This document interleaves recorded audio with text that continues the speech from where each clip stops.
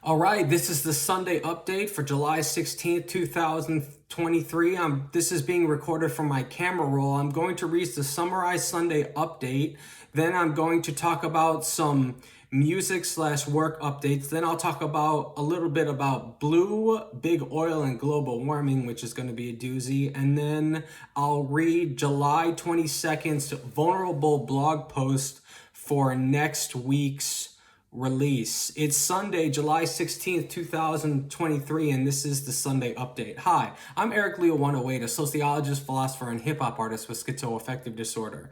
No new track this week. The next track drops July 22nd and is a Selena Gomez response track called Vulnerable. With You is the latest release featuring Cmadd and produced by KeyAno. I really need a videographer or at least someone to hold the camera for shots. If you're local and want to get some experience, please contact me. I can only afford to pay you in credit, basically. But if you make me money, I'll pay you. It's just everything I do, I got to promote too. So it's just hard. I can't afford it. So if I'm just looking for somebody that will do it for credit if I can get it. So that's it.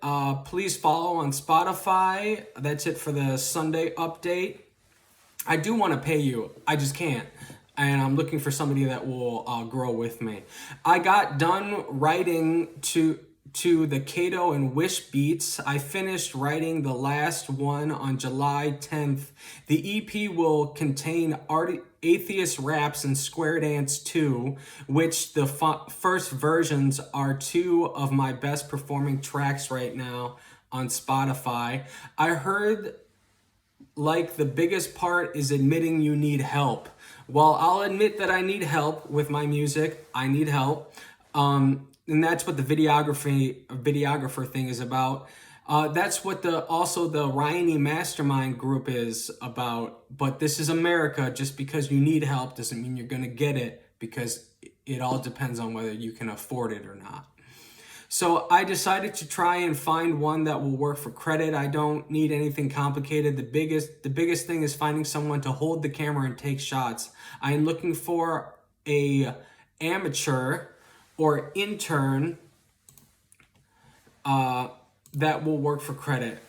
I signed up for an opportunity to be in a video by Kyle Beats. I've been waiting to make a song from one of his beats. I like making songs with new producers. I'd really like to build a relationship and get this money together. I got 10 free beats from him, but could only maybe use a couple, but I don't like them enough to make a song.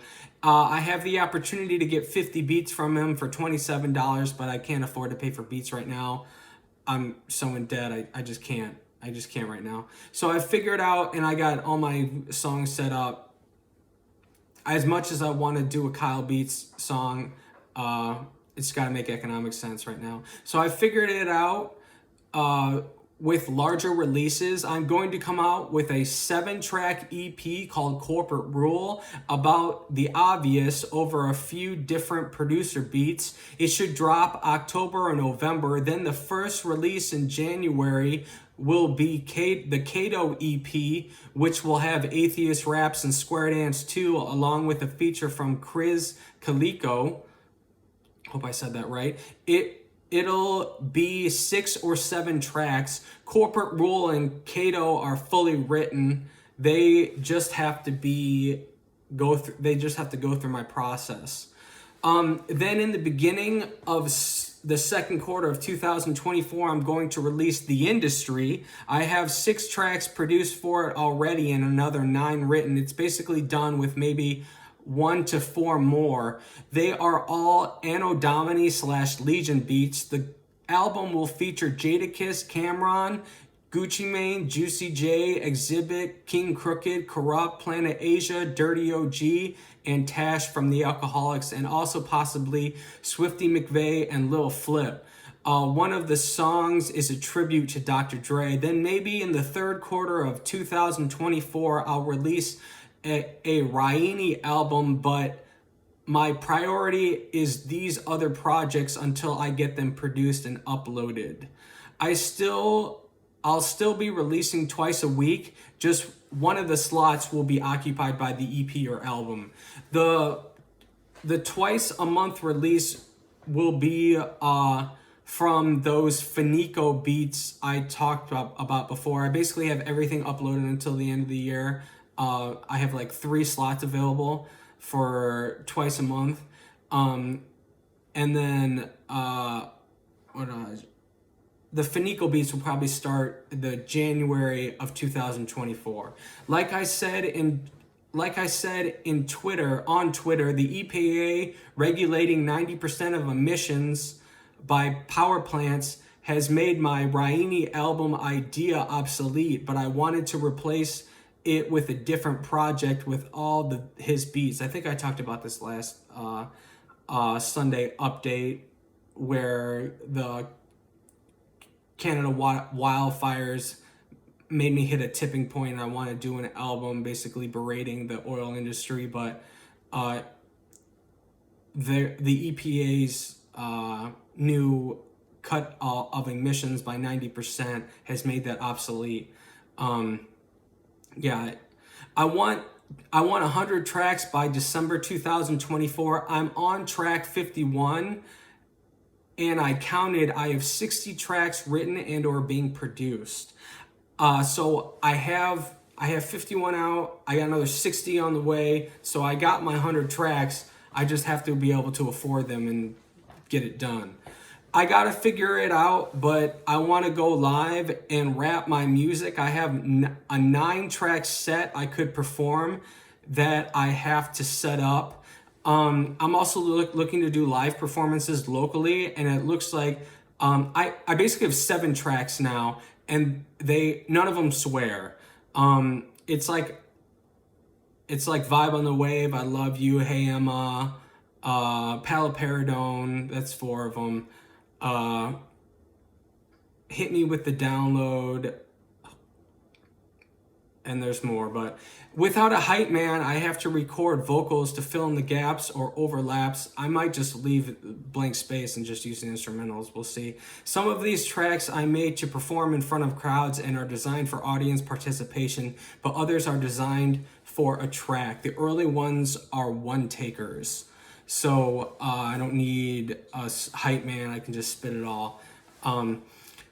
Consistency means nothing to these social media platforms, which is why I stopped the word of the day and will be focusing on performance videos to promote my music. That, and I'll be doing live performances over the internet. I put out my first performance music video, music video. It's still not doing that well. I'm gonna do a lot of them and see how it works. But if it doesn't produce like at least what the word of the day was doing, I'm gonna go back to the word of the day. But we'll see. Now we're gonna talk about blue, big oil, and global warming. So I talk about blue in my book. Just a warning, this is gonna get, I'm gonna talk about violence here. So if you don't wanna, you're gonna have to understand this. I'm gonna explain it, but if you don't want to hear about that, I would suggest moving on from now. But yeah, blue is the atmosphere. I thought I was communicating with God, who I now think is blue, and it's like a god to humans because without the atmosphere, we couldn't survive. I explain this in my book, 108, The Story of Discovering Earth's Consciousness. Blue is the atmosphere. Blue, the atmosphere, is basically sick due to all the carbon in the air / global warming. In other words, the atmosphere is heating up due to a record amount of carbon in the atmosphere that will make the earth harsh, if not uninhabitable for humans and other life. Because of this effect, blue, the atmosphere, who I think is conscious, which I argue in the book, hates oil, gas, and coal, which account for 87% of carbon emissions in the last 10 years. These products have people that benefit and push those products, which he hates even more. It's important to realize that the oil industry knew about global warming for decades. Although it's obvious and undeniable now, they still push the products today. Blue is terrifying. Imagine the atmosphere was conscious and wanted to kill you. What would you do? Where would you go and hide? In other words, the atmosphere is conscious. He hates the people that help promote the carbon that is flowing into the atmosphere because of their reckless disregard for life and lives of others. years. In any real terms, big oil is still pursuing an intergenerational tyranny. The situation compounds when you learn about the economic and political elites have rigged the system to the detriment of the average citizen. Basically, oil tycoons are the economic elites that have been changing policy to burden the public while making extreme wealth exploiting labor. Visit farminghumans.com for a more holistic explanation. Big oil has also deflected the blame upon the average citizen. The reason we have recycling and know about our carbon footprint is because of big oil, who propagandized the public to shift blame from the average to shift blame from them to the average individual when it's really big oil or the oil industry's fault. So basically, oil executives knew they would cause global warming, became the richest in the world for it, while simultaneously taking from the people, lowering their standard of living, divert the blame upon the public while destroying the environment and dismantling democracy. This is another example of how crime is socially constructed. In any real terms, big oil's crimes are outrageously heinous, but no one will so much as go to jail. The fact that big oil continues with its intergenerational tyranny with impunity, with such heinous disregard for the environment, is why Blue wants revenge. When I was mentally ill, this all started when I was mentally ill. I used to channel the gods, my gods, and was like a shaman preaching their feelings. This has previously manifested itself when I was really mentally ill by saying, I'm gonna fuck your children to death. But this is just a manifestation of Blue towards big oil. It all started as psychological warfare against what I thought was the government, celebrity, and Nazi stalkers. So when I have paranoid schizophrenia, when I thought I was being stalked, and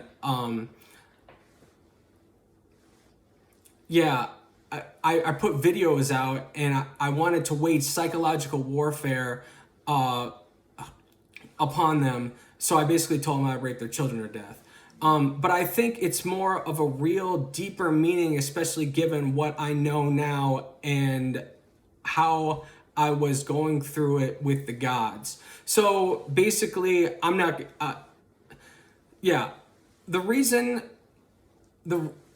this is the reason in future songs I will say fuck their children to death. I have one song in the Corporate Rule EP that says it.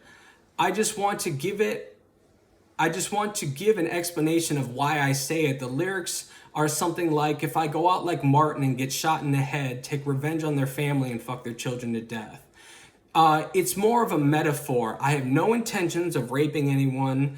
I wouldn't wish that on my worst enemy, but I'm just communicating what Blue has put me through. He basically, put this in my mind, and I'm saying what I think this is in context of my larger philosophy. It's from Blue's perspective, and he has willed me to communicate his displeasure.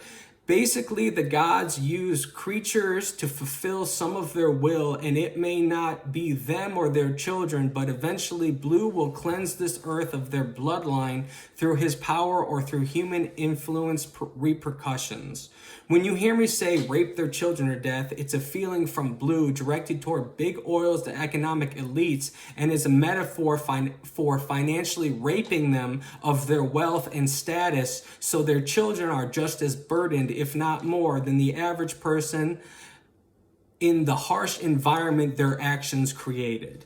And if they happen to get physically raped, I don't want that, but oh well, they should have disowned their parents or thought of that before their family caused the Earth's fourth mass extinction. That's what we're talking about here. Big oil caused Earth's fourth mass extinction, and there's no crime for it. And the atmosphere is alive or conscious and doesn't like them and wants to rape their children to death. And I'm the vessel in which that has to profess this. So, yeah. That's basically where I'm at with all this. This is years in the making. I don't talk about this. I debated heavily about putting all this stuff out. But I'm nothing nice. Like, we'll talk about it. Again, blue is terrifying, and I would have kept this to myself, but the economic conditions they have created for me and the American people has pissed me off to the point I hope they get fucked. I'm nothing nice. Get your children fucked to death for oppressing me and the American people. Again, I'm not going to do it myself, and I'm not going to promote it, but I just want to put that out there. Basically, raise the stakes for big oil and let them know their fate, what awaits for their crimes. I'm not going to push this narrative or promote songs about it. I was absorbing my environment and reflecting it in my schizophrenia, I found. I think big oil, and as time goes on and more people are affected, it's just going to be some next level hate. I'm just predicting what's to come. If I were them, I would repent immediately, but they won't, which is why karma will get them eventually. And in my eyes, it's just like you're banking on people's ignorance. Like, once people know that you caused the Earth's 4th mass extinction, good luck. I think there's going to be worse things than this out there. Anyways, that's it for the update. We're now on to the blog post for Vulnerable for July 22nd. Vulnerable is my 52nd official release. This song is a response to Selena Gomez's song Vulnerable. The song was self-recorded but mixed and mastered by Sam Peters at La Luna Recordings and Sound in Kalamazoo, Michigan. The beat is by Vlad from Fiverr, and the cover art is made by Gigs Logo from Fiverr. The cover I made makes me laugh. Basically, I did it because I want to be like Selena. I think she's very strong, intelligent, and a well-grounded individual. She knows her limitations, keeps herself healthy, and has faced mental health problems and came out stronger, smarter, and more experienced for it. I see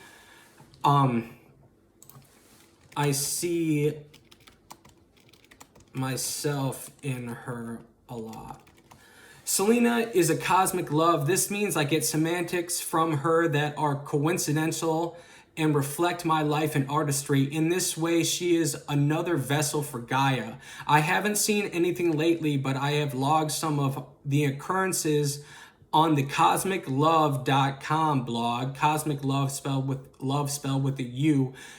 The most recent pivotal post being Starlight, May 2022. I originally wrote this song over a DJ Mustard beat, where you can find the demo on my Soundcloud for now, but had the instrumental remade to more closely reflect Selena's sound, and I think Vlad did a great job. He also made the beat and produced Reputation, which is a Taylor Swift response made, which is based on a SoundCloud demo as well, that I remade to sound more like Blank Space, and I should have put the release date. It comes out in a couple months.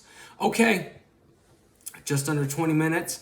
That's it. I hope I didn't frighten you too much. Thank you for being here. Thank you for being a part of my family. You're awesome. I love you very much. And until next time, you take care, all right?